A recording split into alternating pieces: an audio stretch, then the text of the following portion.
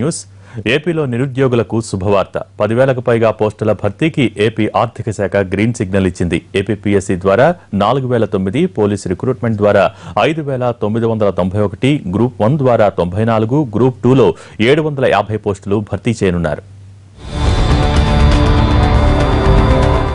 ఏపీలో ఎప్పుడా అని ఎదురు చూస్తున్న నిరుద్యోగులకు తీపి కబురు అందించింది ప్రభుత్వం. రాష్ట్రంలో ఖాళీగా ఉన్న ప్రభుత్వోద్యోగాల భర్తీకి ఆర్థిక శాఖ ఆమోదముద్ర వేసింది. గ్రూప్ 1, గ్రూప్ 2, గ్రూప్ 3తో పాటు ఇతర గెస్టెడ్, నాన్ గెస్టెడ్ టెక్నికల్ పోస్టులు అన్నింటినీ ప్రత్యక్ష నియామక విధానంలో భర్తీ చేయాలని ప్రభుత్వం ఉత్తర్వులు జారీ చేసింది. 10,000లో 4,009 పోస్టులు ఆంధ్రప్రదేశ్ పబ్లిక్ సర్వీస్ కమిషన్, 5,991 పోస్టులు ఆంధ్రప్రదేశ్ రాష్ట్ర స్థాయి పోలీస్ రిక్రూట్మెంట్ బోర్డు పరిధిలోకి రానున్నాయి.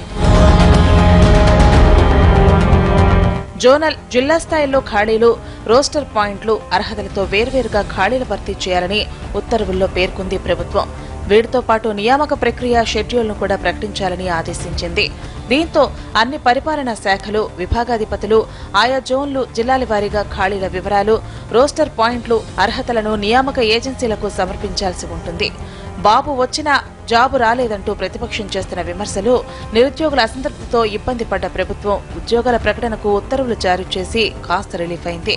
మరోవైపు ప్రభుత్వ ఉత్తర్వులతో నిరుద్యోగులంతా ఆనందం వ్యక్తం చేస్తున్నారు.